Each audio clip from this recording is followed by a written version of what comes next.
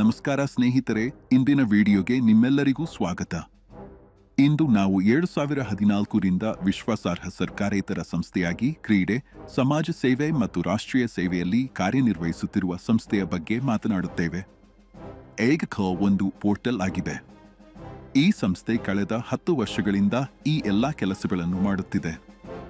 ನಮ್ಮ website ಟಿಗ್ಯಾಸ್ foundation ನೆಟ್ಗೆ ಭೇಟಿ ನೀಡಿ. ಪ್ರತಿಷ್ಠಾನದ ಬಗ್ಗೆ. ಈ ಪ್ರತಿಷ್ಠಾನವು ಅಖಿಲ ಭಾರತ ಗ್ರಾಮೀಣ ಕ್ರಿಕೆಟ್ ಲೀಗ್ ಸಂಸ್ಥೆಯ ಏಕೈಕ ಪೋರ್ಟಲ್ ಆಗಿದೆ. ಸಹಾಯ ಯೋಜನೆಯನ್ನು ಉಡುಗೊರೆ ಸಹಾಯ ಎಂದು ಕರೆಯಲಾಗುತ್ತದೆ. ಈ ಯೋಜನೆಯಡಿಯಲ್ಲಿ ಏಕತೆ ಇದ್ದಾಗ ಎಲ್ಲರೂ ಸೇರುತ್ತಾರೆ. ಜನರು ಪರಸ್ಪರ ಸಹಾಯ ಮಾಡಿದಾಗ ಒಂದು ದೊಡ್ಡ ಜಾಲ ರೂಪುಗೊಳ್ಳುತ್ತದೆ.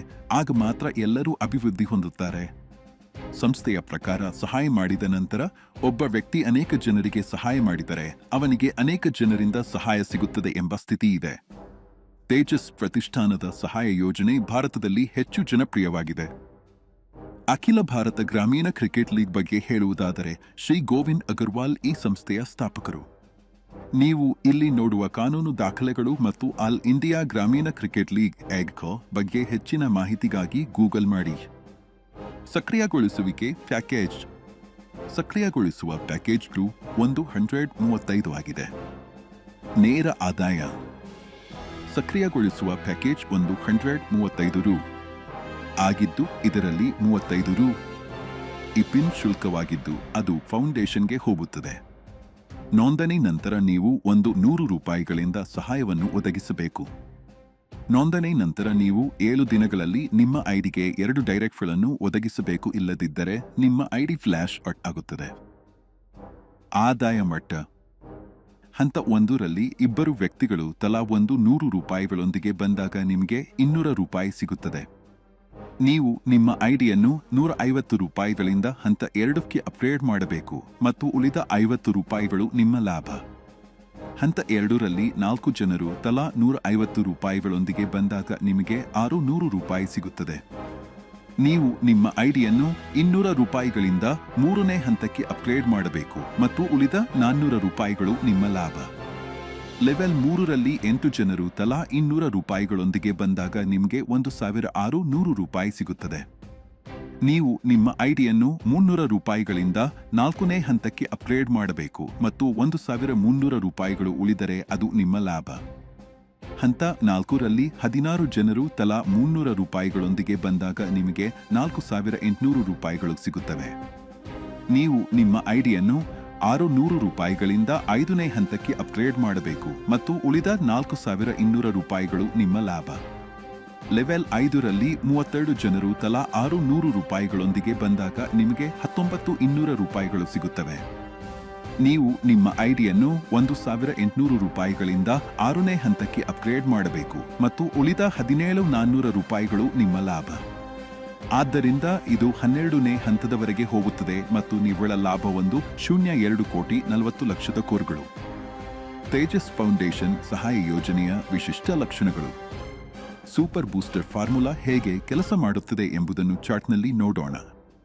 ಮುಂದುವರಿಯುತ್ತಿದೆ. ಈ ಯೋಜನೆಯ ಸೂಪರ್ ಬೂಸ್ಟರ್ ಸೂತ್ರವನ್ನು ಅರ್ಥ ಮಾಡಿಕೊಳ್ಳೋಣ. ಅದು ಹೇಗೆ ಕೆಲಸ ಮಾಡುತ್ತದೆ.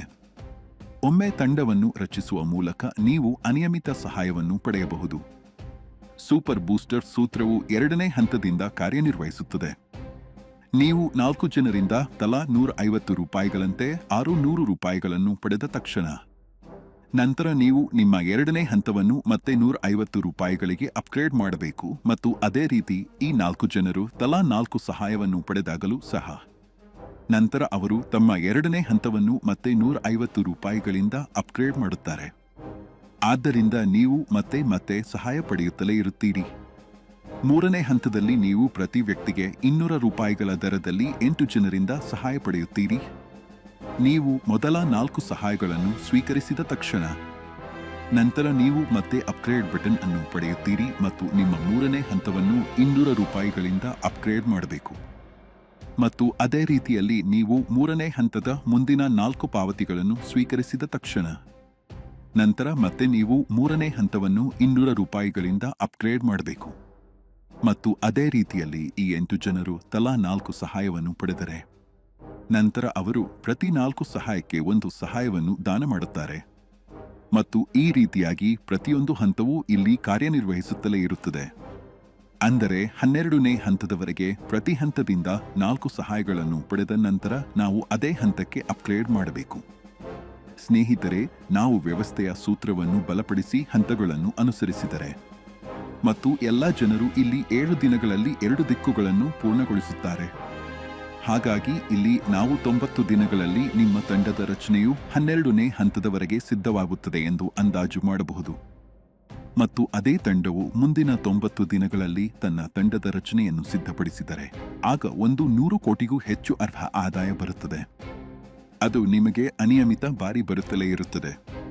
ಮ್ಯಾಟ್ರಿಕ್ಸ್ ಯೋಜನೆಯನ್ನು ಅರ್ಥ ಮಾಡಿಕೊಳ್ಳಲು ಮುಂದುವರಿಯಲು ಎಲ್ಲಾ ಜನರು ಸೇರಿದ ದಿನಾಂಕದಿಂದ 7 ದಿನಗಳ ಒಳಗೆ 2 ನಿರ್ದೇಶನಗಳನ್ನು ಮಾಡುವುದು ಕಡ್ಡಾಯವಾಗಿದೆ. ಮುಂದೆ ಸಾಗುತ್ತಾ ರಾಯಲ್ಟಿ ಆದಾಯವನ್ನು ಅರ್ಥ ಮಾಡಿಕೊಳ್ಳೋಣ. ಅದು ಹೇಗೆ ಕೆಲಸ ಮಾಡುತ್ತದೆ? ರಾಯಲ್ಟಿ ಆದಾಯ. ಒಂದು ನಕ್ಷತ್ರ ರಾಯಲ್ಟಿ ಪಡೆಯಲು ಇಲ್ಲಿ ಕೆಲವು ಷರತ್ತುಗಳನ್ನು ಅನ್ವಯಿಸಲಾಗುತ್ತದೆ. ಸ್ವಯಂ ಐಡಿಯನ್ನು 1800 ರೂಪಾಯಿಗಳಿಗೆ ಅಪ್ಗ್ರೇಡ್ ಮಾಡಬೇಕು. ಅಂದರೆ 6ನೇ ಹಂತವನ್ನು ಅಪ್ಗ್ರೇಡ್ ಮಾಡಬೇಕು. ನಿಮ್ಮ 5 ನೇರ ಸದಸ್ಯರನ್ನು 1350 ರೂಪಾಯಿಗಳಿಗೆ ಅಂದರೆ 5ನೇ ಹಂತಕ್ಕೆ ಅಪ್ಗ್ರೇಡ್ ಮಾಡಬೇಕು. ನಿಮ್ಮ ತಂಡದಲ್ಲಿರುವ 25 ಸದಸ್ಯರನ್ನು 1350 ರೂಪಾಯಿಗಳಿಗೆ ಅಂದರೆ 5ನೇ ಹಂತಕ್ಕೆ ಅಪ್ಗ್ರೇಡ್ ಮಾಡಬೇಕು. ಈ ಷರತ್ತು ಪೂರೈಸಿದರೆ ನೀವು 6 ತಿಂಗಳ ಅವಧಿಗೆ ರಾಯಲ್ಟಿ ಆದಾಯದ 15% ಪಡೆಯಲು ಅರ್ಹರಾಗಿರುತ್ತೀರಿ. ಇದನ್ನು ತಿಂಗಳಿನಲ್ಲಿ ಸಂಗ್ರಹಿಸಲಾಗುತ್ತದೆ. 2 ನಕ್ಷತ್ರಗಳ ರಾಯಲ್ಟಿ ಆದಾಯವನ್ನು ಸಾಧಿಸಲು ಇಲ್ಲಿ ಕೆಲವು ಷರತ್ತುಗಳನ್ನು ಅನ್ವಯಿಸಲಾಗುತ್ತದೆ. ಸ್ವಯಂ ಐಡಿಯನ್ನು 5000 ರೂಪಾಯಿಗಳಿಗೆ ಅಪ್ಗ್ರೇಡ್ ಮಾಡಬೇಕು. ಅಂದರೆ 7ನೇ ಹಂತವನ್ನು ಅಪ್ಗ್ರೇಡ್ ಮಾಡಬೇಕು. ನಿಮ್ಮ 10 ನೇರ ಸದಸ್ಯರನ್ನು 1350 ರೂಪಾಯಿಗಳಿಗೆ ಅಂದರೆ 5ನೇ ಹಂತಕ್ಕೆ ಅಪ್ಗ್ರೇಡ್ ಮಾಡಬೇಕು. ಹಾಗಾದರೆ ನಿಮ್ಮ 5 ನೇರ ಸದಸ್ಯರು 1 ನಕ್ಷತ್ರ ರಾಯಲ್ಟಿಯನ್ನು ಸಾಧಿಸಿರಬೇಕು. ಈ ಷರತ್ತು ಪೂರೈಸಿದರೆ ನೀವು 1 ವರ್ಷದ ಅವಧಿಗೆ ರಾಯಲ್ಟಿ ಆದಾಯದ 20% ಪಡೆಯಲು ಅರ್ಹರಾಗಿರುತ್ತೀರಿ. ಇದನ್ನು ತಿಂಗಳಿನಲ್ಲಿ ಸಂಗ್ರಹಿಸಲಾಗುತ್ತದೆ. 3 ನಕ್ಷತ್ರಗಳ ರಾಯಲ್ಟಿ ಆದಾಯವನ್ನು ಸಾಧಿಸಲು ಇಲ್ಲಿ ಕೆಲವು ಷರತ್ತುಗಳನ್ನು ಅನ್ವಯಿಸಲಾಗುತ್ತದೆ. ಸ್ವಯಂ ಐಡಿಯನ್ನು 1000 ರೂಪಾಯಿಗಳಿಗೆ ಅಪ್ಗ್ರೇಡ್ ಮಾಡಬೇಕು. ಅಂದರೆ 8ನೇ ಹಂತವನ್ನು ಅಪ್ಗ್ರೇಡ್ ಮಾಡಬೇಕು. ನಿಮ್ಮ 10 ನೇರ ಸದಸ್ಯರನ್ನು 1350 ರೂಪಾಯಿಗಳಿಗೆ ಅಂದರೆ 5ನೇ ಹಂತಕ್ಕೆ ಅಪ್ಗ್ರೇಡ್ ಮಾಡಬೇಕು.